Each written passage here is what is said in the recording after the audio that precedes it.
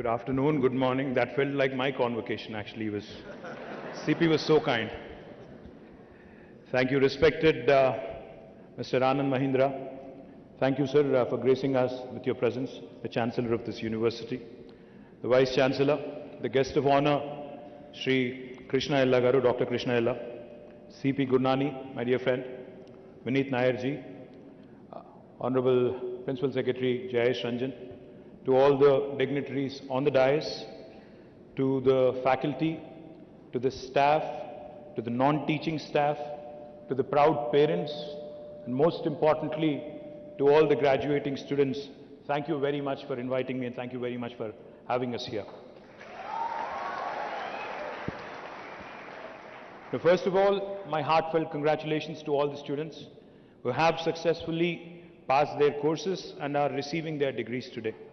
My special congratulations also to all the award winners who have shown excellence in their endeavors. Amongst the private universities that have been set up in the state of Telangana, Mahindra University occupies a place of pride. The Mahindra Group is reputed for business excellence in diverse fields, and there is no doubt that the university is also run with the same passion and commitment in achieving excellence and in making all the students lifelong votaries of excellence in whatever they do.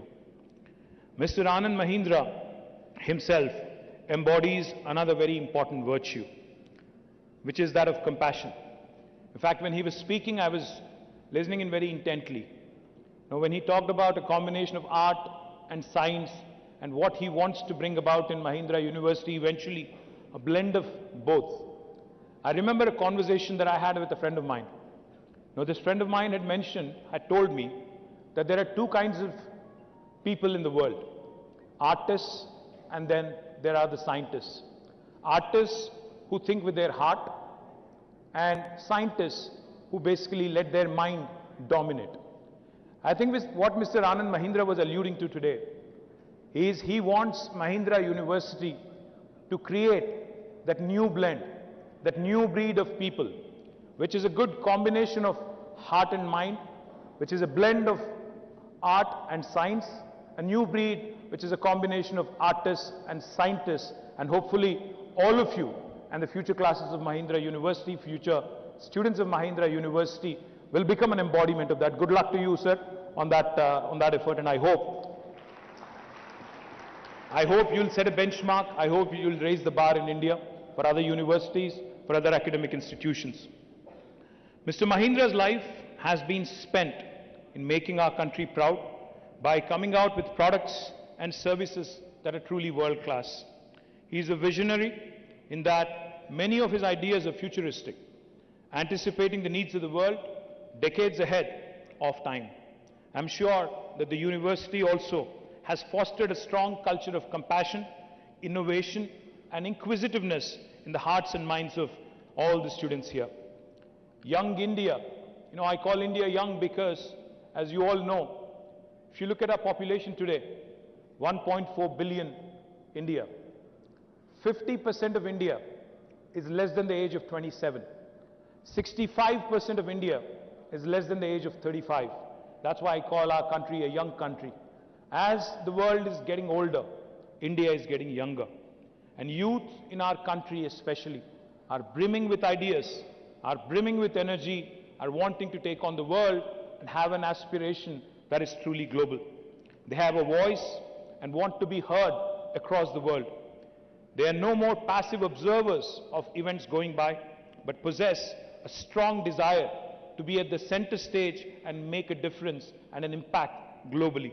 In a way, this augurs very well for the country as we are very close to the cherished milestone of 75 years of independence of our glorious nation.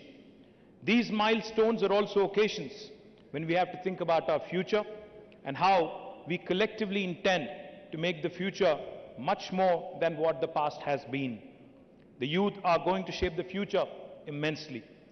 Not only our country's future, but Indian youth have the unique ability and the unique opportunity of shaping the future of the modern world. The youth and how we groom them today, what ideals and aspirations we sow in their hearts and minds, and what kind of responsibilities we bestow upon them at an early age will matter the most in how young people will contribute to the noble task of nation building. While our country, India, has done rather well in the last 75 years in general, yet the reality is we are still a developing nation. We are still, by global standards, a third world country. Somewhere or the other, we seem to have lost track of the most important priorities and have focused on issues that distract us and cause divisiveness amongst ourselves. Let me share a piece of statistic which might be of interest to you. Back in 1987, about 35 years ago, when most of you were not born here, actually all of you were not born here, India and China, countries of similar size in terms of population, had a similar size of economy as well. $470 billion, exactly the same size. But cut to 35 years later, today China is at $16 trillion GDP and India is only at $3 trillion. And we still keep dreaming the 5 trillion dream. Now, I don't want to point fingers, I don't want to say anything which is political, but I have to say this. I think the future of India will augur well for us if we are not distracted from economics. You know, politics can wait. It can happen once every 6 months in 5 years. But the remaining 4.5 years, I think the nation, its polity, its political leadership, in fact, has to remain focused on economics, on creation of employment, on issues that really matter to our future.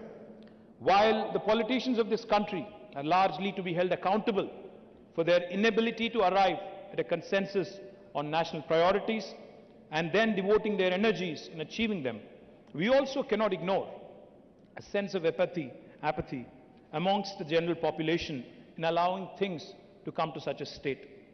Amongst many of the perceived problems about India, one that is commonly noted is that the brightest minds, implying all the people like you, are working endlessly to solve the problems of the rich, while completely ignoring the problems of the poor.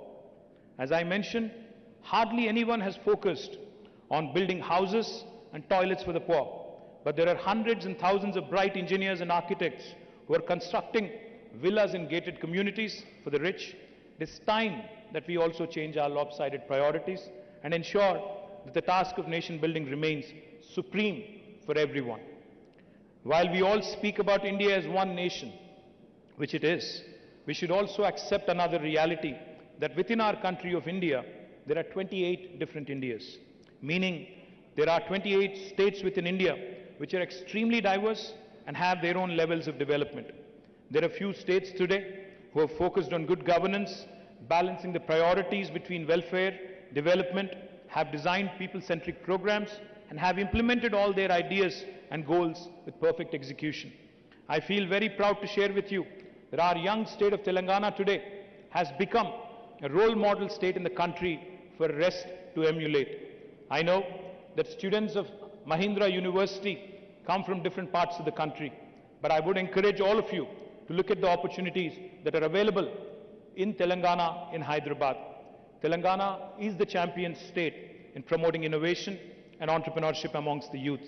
Like no other government of the day, our state has invested heavily in creating world-class institutions where young minds who have the passion to make a difference are encouraged in every possible way to make their dreams a reality. It will be a matter of tremendous satisfaction if many of you could join hands with us in creating a future which was envisaged by the founding fathers of our country 75 years ago. I do hope that each of you will step out into this world as young people, not only having great knowledge and skills, but also as young people who want to contribute to the betterment of the society and become change makers. Once again, I wish you all the very best for your future. Jai Telangana, Jai Hind.